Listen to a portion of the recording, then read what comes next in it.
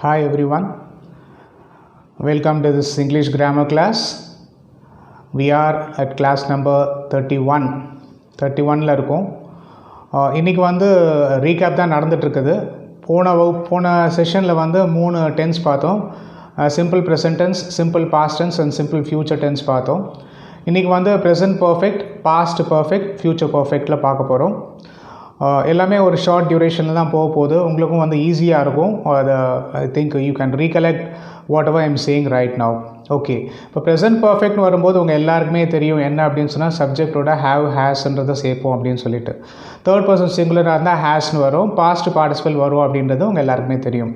இப்போ இதில் எப்படின்னு சொன்னால் ஒரு பாசிட்டிவ் சென்டென்ஸ், ஒரு நெகட்டிவ் சென்டென்ஸ், அப்புறம் வந்து ஒரு கொஷின் கேட்குறது, அதுக்கு எஸ் நோன்னு பதில் வரும். அப்புறம் நெகட்டிவாக கேள்வி கேட்குறது, அதுக்கு என்ன பதில் வரும்.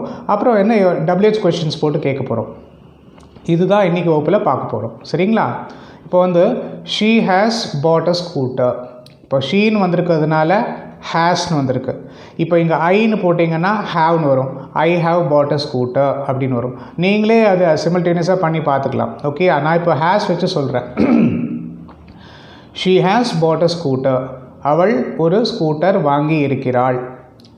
She has not bought a scooter. அவள் ஒரு ஸ்கூட்டர் வாங்கவில்லை. Has she pot a scooter. அவள் ஸ்கூட்டர் வாங்கி இருக்கிறாளா? Yes, she has pot a scooter. ஆமாம், அவள் ஒரு ஸ்கூட்டர் வாங்கி இருக்கிறாள். No, she hasn't pot a scooter. இல்லை, அவள் ஸ்கூட்டர் வாங்கவில்லை.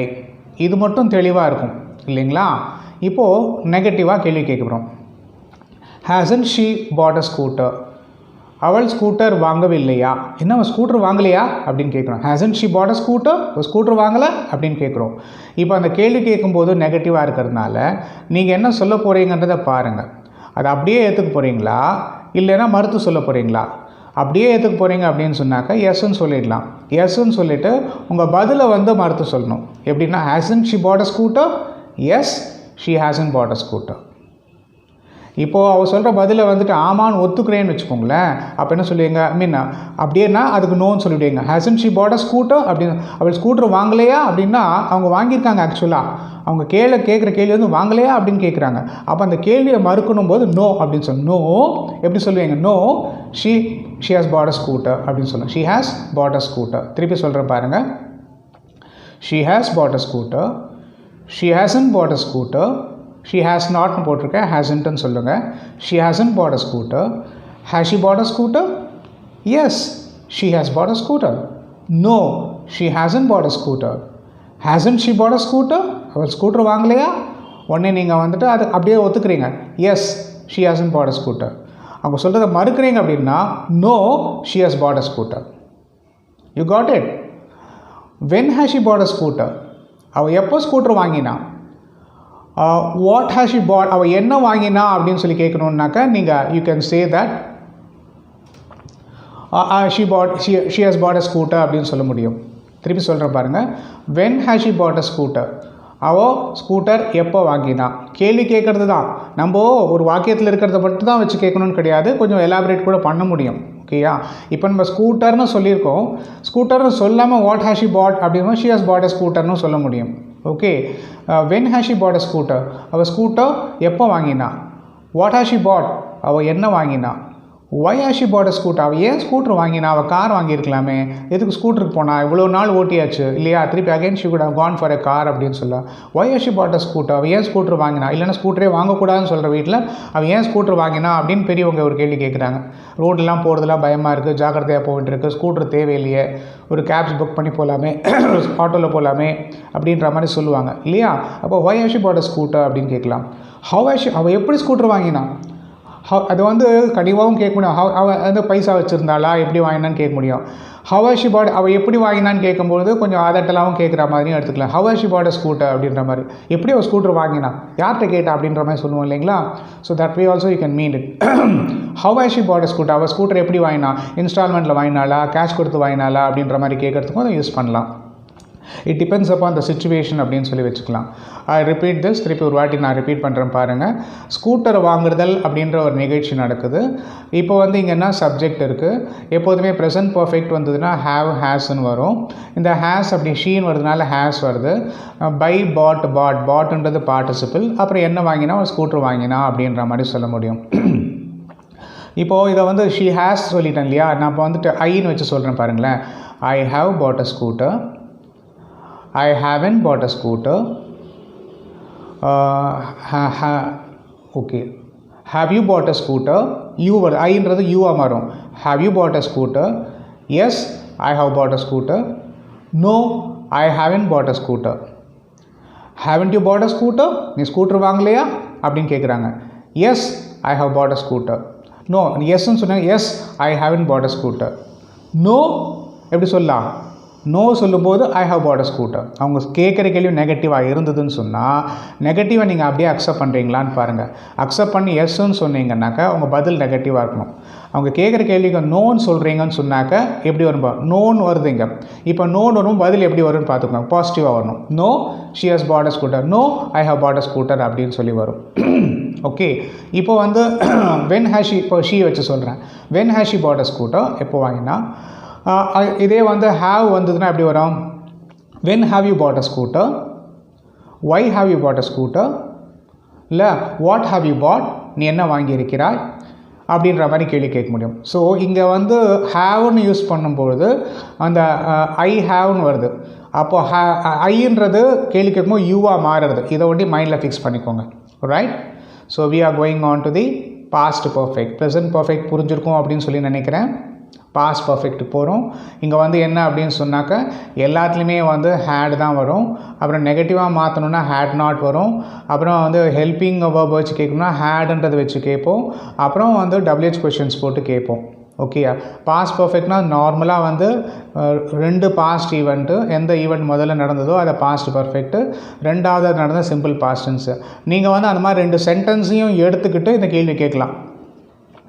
அந்த ரெண்டாவது நடந்த நிகழ்ச்சி அப்படியே தான் வரப்போகுது. முதல்ல நடந்தது ஒண்டி தான் நம்ம வந்து ஹேட் நாட்டு இல்லையா, அதுக்கப்புறம் கேள்வி கேட்குறோம் ஹேடி அப்படின்ற மாதிரி முன்னாடி கொஷின் போட்டு கேட்குறோம். வென் ஹேடி அப்படின்ற மாதிரி கேட்போம் இல்லையா. இப்போது 2 வாக்கியம் இருக்கிறதுக்கும் இதை யூஸ் பண்ணலாம் அப்படின்றத சொல்லிக்கிறேன். Okay, he had gone to his native place. அவர் வந்து அவருடைய நேட்டிவ் பிளேஸ்க்கு போயிருந்தார். He hadn't gone to his native place. Had he gone to his native place? Yes, he had gone to his native place. ஆமாம், அவரோட native பிளேஸ்க்கு போயிருந்தார். No, he had not gone to his native place. இல்லை அவரோட native பிளேஸ்க்கு அவர் போகல. Hadn't he gone to his native place? என்ன our native பிளேஸ்க்கு போகலையா அப்படின்ற மாதிரி கேட்கலாம். Hadn't he gone to his native place அப்படின்ற மாதிரி. தென் எஸ், நீங்கள் வந்து அவர் நெகட்டிவாக கேட்குறத ஒத்துக்கிறீங்கன்னா yes, he had not gone to his native place. அவர் சொல்கிறத வந்து ஒத்துக்கிறீங்க அப்படின்னு சொன்னாக்க அதாவது hadn't he gone to his native place, அவரோட நேட்டிவ் பிளேஸ்க்கு போகலையா அப்படின்னா மறுத்து சொல்கிறீங்க. ஏன்னா அவர் போயிருக்காரு அப்படின்னு வரும்போது அந்த நெகட்டிவான கேள்விக்கு மறுப்பு தெரிவிக்கும் போது நோன்னு சொல்லிவிட்டு பதில் வந்து பாசிட்டிவாக சொல்லணும். No, he had gone to his native place. When had he gone to his native place? நம்ம நார்மலாக பேச்சு வர when he had gone சொல்லுவோம். நம்ம எழுத்து வழக்கணுமோ when had he gone அப்படின்ற மாதிரி வருது.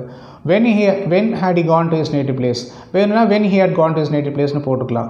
with whom had he gone to his native place, யாரோட அவர் நேட்டிவ் பிளேஸ்க்கு போனார். why had he gone to his native place, அவரோட நேட்டிவ் பிளேஸ்க்கு ஏன் போனார். how had he gone to his native, அவரோட நேட்டிவ் பிளேஸ்க்கு எப்படி போனார். how often had he gone to his native, எவ்வளோ ஃப்ரீக்வெண்ட்டாக அவர் நேட்டிவ் பிளேஸ் போயிருந்தார் அப்படின்ற மாதிரி கேட்க முடியும். how often had he gone to his native place அப்படின்னு சொல்ல முடியும். So I repeat this. இங்கே வந்து he had gone அப்படின்றதுக்கு அதை வந்து she hadனு போடலாம். ஒரு பேர் போட்டுக்கலாம். எல்லாமே நம்ம வந்து ப்ரொனவுன் யூஸ் பண்ணியிருக்கோம். இந்த இடத்துல நேம் போட்டும் யூட்டிலைஸ் பண்ணிக்கலாம். நீங்கள் நேம் போட்டு சேஞ்ச் பண்ணி அதை ப்ராக்டிஸ் பண்ணி பாருங்கள். நம்ம வந்து ஒரு எக்ஸாம்பிள்ஸ் மாதிரி கொடுத்துட்ருக்கோம். நீங்கள் என்ன செய்யணும் அப்படின்னு சொன்னால் இந்த ப்ரொனவுன் வரக்கூடிய இடத்துல ஒரு நேம் போட்டுக்கலாம். மேஸ்குலின், ஃபெமினைன் யார் போட்டுக்கிறீங்களோ போட்டுக்கலாம். பொதுவாக இருந்ததுன்னா தேன் வந்ததுன்னா அந்த மாதிரி எப்படி வருதுன்னு சொல்லி பார்த்துக்கோங்க. ஸோ அந்த மாதிரி போட்டு நீங்கள் சென்டென்ஸ் ஃபார்ம் பண்ணி ப்ராக்டிஸ் பண்ணணும். நீங்கள் ப்ராக்டிஸ் பண்ண தான் மனசில் எல்லாமே பதியும். திடீர்னு நம்ம ஸ்போக்கன் ஃபார்ம் அப்படின்னு போகணுன்னு சொன்னால், ஸ்போக்கன் இங்கிலீஷ் போகணும் அப்படின்னு சொன்னாக்க இந்த சென்டென்சஸ் எல்லாம் நம்ம மைண்டில் போய் ஃபிக்ஸ் ஆகிருக்கணும். எப்போ ஃபிக்ஸ் ஆச்சோ நீங்கள் யோசிக்காமையே உங்களுக்கு வரும். நீங்கள் அங்கே போயிட்டு இப்போது இது ப்ரெசன்ட் டென்ஸா, இது இப்போ பாஸ்ட் டென்ஸா அப்படின்லாம் யோசிக்க மாட்டீங்க. உங்களுக்கே ஆட்டோமேட்டிக்காக தெரியும், அந்த ஃப்ளோ வரும். You will be talking. Okay, நான் அப்புறம் யூ வில் பி டாக்கிங் நான் சொல்கிறேன். யூ வில் பி டாக்கிங்னா இங்கே பேசுவீங்கன்னு சொல்கிறேன். நான் வில் பி போடணுமா, யூ யூ யூ ஆர் டாக்கிங்னு சொல்லுவேன்னா, தென் பாஸ்ட் டென்ஸை சொல்லுவேன்னா, யூ ஆர் டாக்கிங்னு சொல்லுவேனா அப்படின்றதெல்லாம் யோசிக்கிறது இல்லை இல்லையா? அப்படியே வருது, சொல்லிகிட்டு இருக்கேன், அவ்வளோதான். அதே மாதிரி தான் ஆங்கில இலக்கணம் அப்படின்றது என்னன்னு சொன்னால், நம்ம எழுதுவதற்காக படிச்சுட்ருக்கோம். ஸ்போக்கன் அப்படின்னு வரும்போது இதெல்லாம் உள்ளுக்குள்ளே போச்சுன்னு சொன்னால் ஆட்டோமேட்டிக்காக அது வெளியில் வரும். உள்ளே போகாமல் நம்ம எழுத்துக்களை தேடிட்டு இருக்க முடியாது. ரெடிலி பில்ட் ஸ்ட்ரக்சர்ஸ் அப்படின்னு இருக்குது. அந்த ரெடிலி பில்ட் ஸ்ட்ரக்சர்ஸ் உள்ளுக்குள்ளே போய் உட்காந்துடணும்.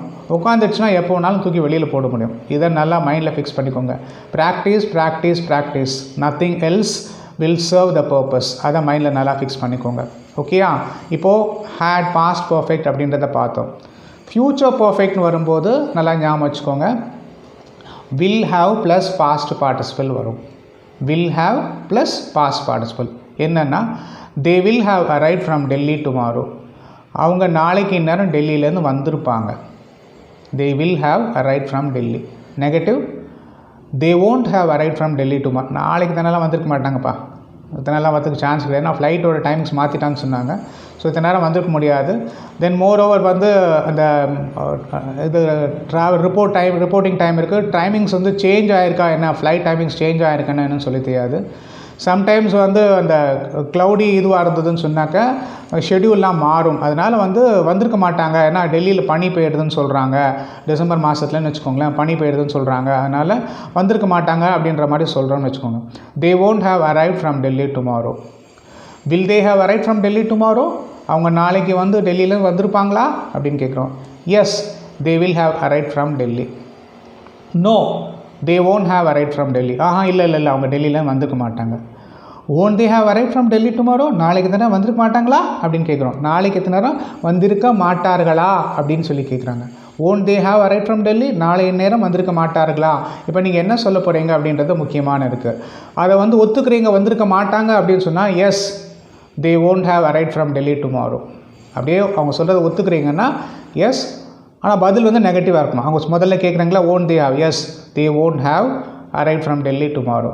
அவங்க சொல்கிறத வந்து மறுத்து சொல்கிறீங்கன்னு வச்சுக்கோங்களேன், no, they will have arrived from Delhi tomorrow. ஞாபகம் வச்சுக்கோங்க. when will they have arrived from Delhi? இது கூட நீங்கள் வந்து நம்ம கேள்வி கேட்கும்போது when they will have arrivedனு கேட்கலாம். பட் கிராமர் அப்படின்றது when will they have arrived from Delhi? how will they have arrived from Delhi? அவங்க டெல்லியிலேருந்து எப்படி வந்திருப்பாங்க. with whom will they have arrived from Delhi? அவங்க டெல்லியிலேருந்து யாரோட வந்திருப்பாங்க. where will they have arrived from? அவங்க எங்கேருந்து வந்திருப்பாங்க. டெல்லியை பற்றி சொல்லலை. where will they have arrived from? அவங்க எங்கேருந்துப்பா வந்திருப்பாங்க, அவங்க டெல்லியிலேருந்து வந்திருப்பாங்கப்பா அப்படின்னு சொல்லி சொல்கிறோம் இல்லையா? I repeat this once again. They will have arrived from Delhi tomorrow. They won't have arrived from Delhi tomorrow. Will they have arrived from Delhi tomorrow? Yes, they will have arrived from Delhi tomorrow. No, they won't have arrived from Delhi tomorrow. Won't they have arrived from Delhi tomorrow? நாளைக்கு டெல்லியில் வந்துருக்க மாட்டாங்களா அப்படின்னா S, they won't have arrived from Delhi tomorrow. அவங்க சொல்கிறது ஒத்துக்கிறீங்க S, ஆனால் பதில் வந்து அவங்க சொல்கிறது அப்படியே நெகட்டிவாக தான், நீங்கள் நெகட்டிவாக சொல்லிடுறீங்க. Yes, they won't have arrived from Delhi. அவங்க சொல்கிறத மறுத்து சொல்கிறீங்க அப்படின்னா no, they will have arrived from Delhi tomorrow அப்படின்னு சொல்ல முடியும். சரியா? when will they have arrived from? அவங்க டெல்லியிலேருந்து எப்போ வந்திருப்பாங்க. how will they have arrived from? அவங்க டெல்லியிலேருந்து எப்படி வந்திருப்பாங்க. ஃப்ளைட்லாம் கேன்சல் பண்ணிட்டான்னு சொல்கிறாங்களே, ட்ரெயினில் வந்திருப்பாங்களா இல்லையா? பஸ்ஸில் டெல்லியில் இமேஜினே பண்ண முடியாது. ஸோ ஃப்ளைட்டு நார்மலாக இல்லைன்னா ட்ரெயினில் வரலாம் அப்படின்ற மாதிரி. With whom will they have arrived from Delhi? யாருடன் வந்திருப்பார்கள் அப்படின்றாங்க. Where will they have arrive from? அவங்க எங்கேருந்து வந்திருப்பாங்க அப்படின்னு சொல்ல முடியும். ஓகே, ஸோ இன்றைக்கி வந்து நம்ம ப்ரெசன்ட் பர்ஃபெக்ட் பார்த்தோம், பாஸ்ட் பர்ஃபெக்ட் பார்த்தோம், ஃப்யூச்சர் பர்ஃபெக்ட் பார்த்தோம். பர்ஃபெக்ட் வாக்கியங்கள் அப்படின்னு வரும்போது ப்ரெசன்ட் பர்ஃபெக்ட்னா நான் என்னன்னு சொல்லியிருக்கேன். ப்ரெசன்ட் பர்ஃபெக்ட்னா ஜென்ரலாக ஞாபகம் வச்சுக்க வேண்டியது ஒரு ரீசெண்ட்லி கன்க்ளூடட் ஈவெண்ட்ஸ்னு சொல்லுவோம். ஒரு ஈவெண்ட் வந்து பாஸ்ட்டில் நடந்து இன்னும் நடந்துகிட்ருக்குது. I have lived in this house for the past 20 இயர்ஸ்னால் நான் இன்னும் வாழ்ந்து கொண்டிருக்கிறேன் அப்படின்ற மாதிரி அர்த்தம். அதுக்குள்ளெல்லாம் நம்ம போகல. அதெல்லாம் சொல்லி முடிச்சாச்சு. இப்போ வந்து கேள்வி கேட்குறது எப்படின்றத நம்ம கற்றுட்ருக்கோம். ஸோ அதை மைண்டில் வச்சுக்கோங்க. ஸோ ப்ரெசன்ட் பர்ஃபெக்ட் பார்த்துருக்கோம். ப்ரெசன்ட் பர்ஃபெக்டில் சும்மா சொல்ல வந்தது என்ன அப்படின்னு சொன்னாக்கா, ஒரு ரீசன்ட்லி கன்க்ளூடட் ஈவெண்ட்ஸ்க்கு நம்ம சொல்லலாம்னு சொல்லியிருக்கேன். ஒரு நிகழ்ச்சி கடந்த காலத்தில் ஆரம்பித்து இப்போது நடந்துகிட்ருக்கு அப்படின்றதையும் சொல்லலாம்னு சொல்லியிருக்கேன். அதோடு முடிச்சுக்கலாம். நம்ம பாஸ்ட் பர்ஃபெக்ட் வரும்போது 2 கடந்த கால நிகழ்ச்சியில் எந்த நிகழ்ச்சி முதல்ல நடந்ததோ பாஸ்ட் பர்ஃபெக்டில், 2வது சிம்பிள் பாஸ்ட் டென்ஸில் சொல்லுவோம். அது மைண்டில் ஃபிக்ஸ் பண்ணிக்கோங்க. அந்த சென்டென்ஸை எடுத்து போட்டு கூட அந்த கேள்வி பதில் கேட்கலாம் நீங்கள். ஓகேயா? இப்போ நான் ஒரு சிம்பிள் சென்டென்ஸ் வச்சு உங்களுக்கு சொல்லி கொடுத்துருக்கேன், அவ்வளோதான். ஸோ பாஸ்ட் பர்ஃபெக்ட்னா ஹேட் வரும் ப்ளஸ் பாஸ்ட் பார்ட்டிசிபிள் வரும். நெகட்டிவ்னா ஹேட் நாட் வரும். அப்புறம் ப்ரெசன்ட் பர்ஃபெக்டில் வந்து have ஹேஸு, have not, has not. இதை மைண்டில் நல்லா வச்சுக்கோங்க. ஃப்யூச்சர் பர்ஃபெக்ட்னு வரும்போது ஷால் ஹாவ், வில் ஹாவ், இல்லையா? ஷால் ஹாவ், வில் ஹாவ்னு வரும்போது என்னன்னு சொன்னாக்க, நார்மலாக வில் ஹாவ் தான் நம்ம நிறைய யூஸ் பண்ணுறோம் அப்படின்னு சொல்லிட்டு. வில் நாட் வந்து won't அப்படின்ற மாதிரி வரும். இதை மைண்டில் ஃபிக்ஸ் பண்ணிக்கோங்க. அப்புறம் வந்து இன்றைக்கி வகுப்பு முடிக்கிறதுக்கு முன்னாடி சில அப்ரிவேஷன்ஸ் சொல்லலாம் அப்படின்னு சொல்லிட்டு. That is useful information many of us knows. That is நமக்கு வந்து சில சமயம் வந்து அந்த அப்ரிவேஷன் வந்து தெரிந்திருக்கலாம், தெரியாமலும் போயிருக்கலாம். என்ன அப்படின்றத பார்க்கலாம். ஓகேயா? 1-2 நம்ம பார்த்துக்கிட்டே வந்தோம்னு சொன்னால் அதுவும் நம்ம சைட் பை சைட் சிமில்டேனியஸாக தெரிஞ்சுட்டு வரலாம் அப்படின்ற மாதிரி. பேன் நம்பர்னு சொல்லுவாங்க, கேள்விப்பட்டிருக்கீங்களா? பேன்னா என்ன? PAN, பேன்னா permanent account number. Income tax வந்து நம்ம ரிட்டர்ன் ஃபைல் பண்ணோன்னா பேன் நம்பர் அப்படின்றது கேட்பாங்க. பெர்மனண்ட் அக்கௌண்ட் நம்பர் அப்படின்னு சொல்லலாம். அப்புறம் கம்ப்யூட்டர் டேர்ம்ஸில் வந்து PDF அப்படின்னு சொல்லுவாங்க. PDF ஃபார்மேட்டில் கொடு அப்படின்னா போர்ட்டபிள் டாக்குமெண்ட் ஃபார்மெட்னு அர்த்தம். போர்ட்டபிள் டாக்குமெண்ட் ஃபார்மேட் அப்படின்னு அர்த்தம். சிம் கார்டுன்னு சொல்லுவோம், இல்லையா? அந்த சிம்னா என்ன? சப்ஸ்கிரைபர் ஐடென்டிட்டி மாடியூல் அப்படின்னு சொல்லுவோம்.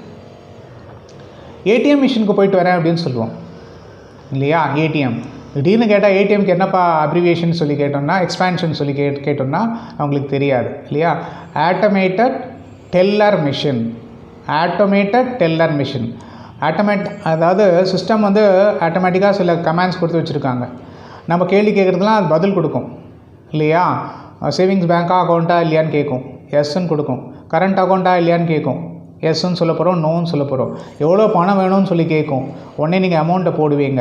டூ யூ வாண்ட் டு கண்டினியூவான்னு கேட்கும், நீங்கள் எஸ்ஸு நோன்னு சொல்லுவீங்க, இல்லையா?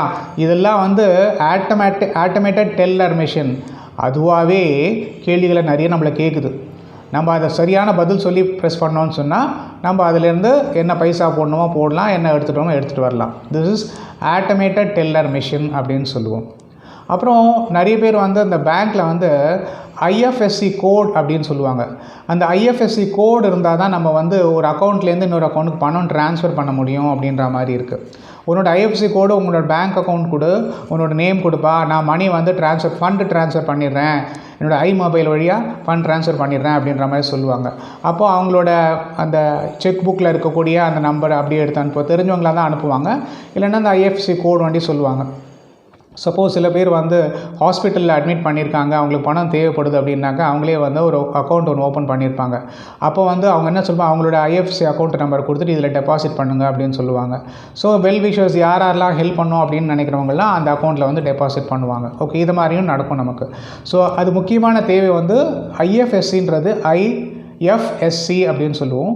இது பேங்க்கில் வந்து இருக்கக்கூடிய வந்து ஒரு கோட் அப்படின்னு சொல்லுவோம். என்னென்னா இந்தியன் ஃபினான்ஷியல் சிஸ்டம் கோட் அப்படின்னு சொல்லலாம். ஓகேயா? அப்புறம் வந்து SI அப்படின்னு சொல்லிட்டு இருக்கு. SI அப்படின்றது என்னன்னு சொன்னாக்கா தட் இஸ் FSSAI அப்படின்னு சொல்லுவோம். FSSAI அப்படின்னு சொல்லுவோம். இது என்னன்னு சொன்னால் food safety and standards authority of India.